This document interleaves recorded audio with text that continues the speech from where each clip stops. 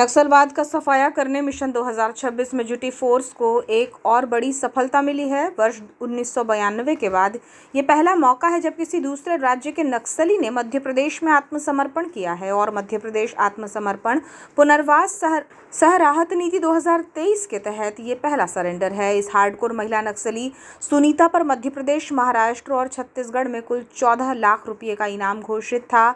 सुनीता पिता बिसरू ओयाम माओवादी संगठन में वर्ष 2022 में जुड़ी थी और छत्तीसगढ़ के माड़ क्षेत्र में 6 महीने की ट्रेनिंग की थी, जिससे कोर कमेटी सदस्य रामदेर के गार्ड के रूप में काम मिला था। इस संबंध में रविवार की देर शाम कंट्रोल रूम में प्रेस वार्ता ली गई, जहां आईजी संजय सिंह ने विस्तृत रूप से जानकारी दी। आपको बताएं कि वर्ष 1990 से 35 वर्षों में 5 नक्सलियों ने सरेंडर किया है। ये 6वीं नक्सली है जिसने 1 नवंबर 2025 को हॉक फोर्स के चौरिया कैंप में हथियार के साथ पहुंचकर आत्मसमर्पण किया है। आईजी श्री सिंह ने बताया कि नई आत्मसमर्पण नीति के तहत ये पहला सरेंडर है। वर्ष 1992 के बाद पहली बार किसी दूसरे राज्य के नक्सली ने आत्मसमर्पण किया है। इस महिला नक्सली ने INSAS rifle 3 magazine BGL cell पिट्टू के साथ सरेंडर किया है। राज्य की पॉलिसी अच्छी है। दूसरा, जो हम बार बार कहते हैं कि काफ़ी सुरक्षा दल के द्वारा ऑपरेशन चलाए जा रहे हैं, मुहिम चलाई जा रही है एंटी नक्सल ऑपरेशन की, उसके कारण काफ़ी प्रेशर है और दूसरे राज्यों में नक्सलियों ने बड़े कार्डर बड़ी संख्या में हथियार के साथ सरेंडर किया है। दलम में खबर पहुंची है। इन सब का मिला जुला ये परिणाम है। महिला ACM रैंक की है। 2022 में छत्तीसगढ़ में कार्डर ज्वाइन किया, माड़ में ट्रेनिंग हुई, रामदेर के गार्ड के रूप में जिम्मेदारी दी गई। फरवरी 2025 CC मेंबर जोन में आया, गार्ड का काम किया। पूछताछ में घटनाओं सहित अन्य जरूरी जानकारियां दी जाएंगी। उन्होंने बताया कि यह महिला नक्सली हॉक फोर्स के चौरिया कैंप पहुंची और यहां सरेंडर किया।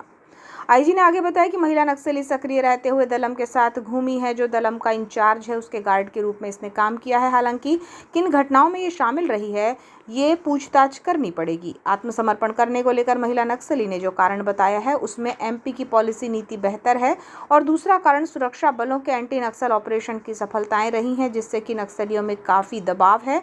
अन्य राज्यों में भी कार्डर के नक्सलियों ने हथियार के साथ आत्मसमर्पण किया है। ये सब चीज़ें जुड़ी हुई हैं। जो अपने नई सरेंडर पॉलिसी है उसके तहत ये पहला सरेंडर है और क्योंकि वह दूसरे MP की नहीं है, वो दूसरे राज्य की है, तो 92 के बाद किसी दूसरे राज्य के रहने वाले नक्सली ने सरेंडर किया है। और इसका जो वेपन है, वेपन भी रिकवर हो गया है, इंसास और 3 मैगजीन, एक BGL सेल पिट्ठू। ये सरेंडर क्यों हुआ है? एक तो जो अपने राज्य की पॉलिसी है वो बहुत अच्छी है। दूसरा, जो हम बार बार कहते हैं कि काफ़ी सिक्योरिटी फोर्सेस द्वारा 2 ऑपरेशन चलाए जा रहे हैं और जो मुहिम चलाई जा रही है एंटी नक्सल ऑपरेशंस की, उसके कारण काफ़ी प्रेशर है और काफ़ी दूसरे महाराष्ट्र और छत्तीसगढ़ में भी काफ़ी नक्सलियों के बड़े कार्डर ने और काफ़ी लोगों ने बड़ी संख्या में हथियार के साथ सरेंडर किया है।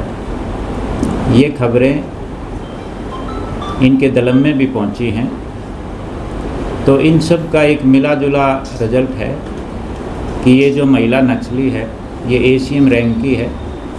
2022 में इन्होंने ज्वाइन किया छत्तीसगढ़ में नक्सल कार्डर को, फिर 6 महीने इनकी माड़ में ट्रेनिंग हुई। उसके बाद इसको जो रामदेर है CC मेंबर, उनके गार्ड के तौर पे इनको जिम्मेदारी दी गई। फरवरी 25 में जो रामदेर है वो as a CC member MMC zone में आया की है। हाँ, क्योंकि अभी तो ये जैसे कल जो अपने सिक्योरिटी फोर्सेस का कैंप है चौरिया, वहाँ ये पहुँची और हाँ, उसके बाद नहीं, ये किन घटनाओं में है उसका अभी हमें और वेरीफाई करना पड़ेगा। लेकिन ये है कि ये रामदेर के साथ आई है। रामदेर फरवरी 25 में अपने इधर आया है, जनवरी फरवरी 25 में। उसके बाद इसने एक्टिवली दलम के साथ ये घूमी है। रामदेव जो एमएमसी का इंचार्ज है, जो सीसी मेंबर है, उसके गार्ड के तौर पे इसने काम किया है। अभी एग्जैक्ट किन घटनाओं में ये रही है वो हमें अभी और पूछताछ करनी पड़ेगी। पुलिस अधीक्षक आदित्य मिश्रा ने कहा कि नक्सलियों के पास आत्मसमर्पण करने के अलावा और कोई पर्याय नहीं है। देर रात में महिला नक्सली अकेली आती है, सरेंडर करती है। हमारे द्वारा भी विधि अनुसार उसे सुरक्षा दी गई, जो ये बताता है कि नक्सली कार्डर या सीनियर लीडर अमानवीय हैं, जो पुलिस को गलत कहते हैं और अपनी हरकतों पर नकाब डालते हैं। आज ये नकाब उठ चुका है। उन्होंने बताया कि महिला नक्सली के रिश्तेदारों से संपर्क करने का प्रयास किया जा रहा है। महिला नक्सली के आत्मसमर्पण से सिद्ध हुआ है कि जो गलत बातें फैलाई जाती हैं कि पुलिस पकड़कर एनकाउंटर कर सकती है, ये भ्रांतियां टूटी हैं। हमने कहा था कि कोई आत्मसमर्पण करेगा तो नाखून भी ना लगे, इसके लिए हम प्रतिबद्ध हैं।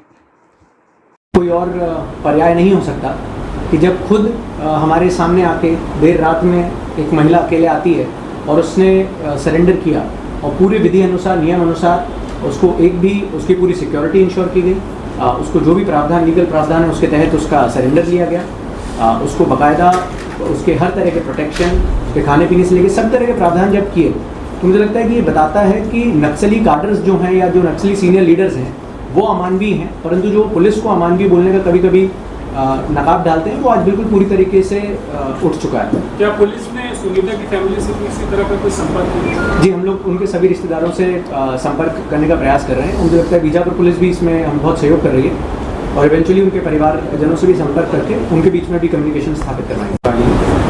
बहुत प्रिलिमिनरी स्टेजेस पे अभी पूछताछ हो पाई है, क्योंकि कल रात से ही लगातार हम लोग ऑपरेशन में लगे हुए थे।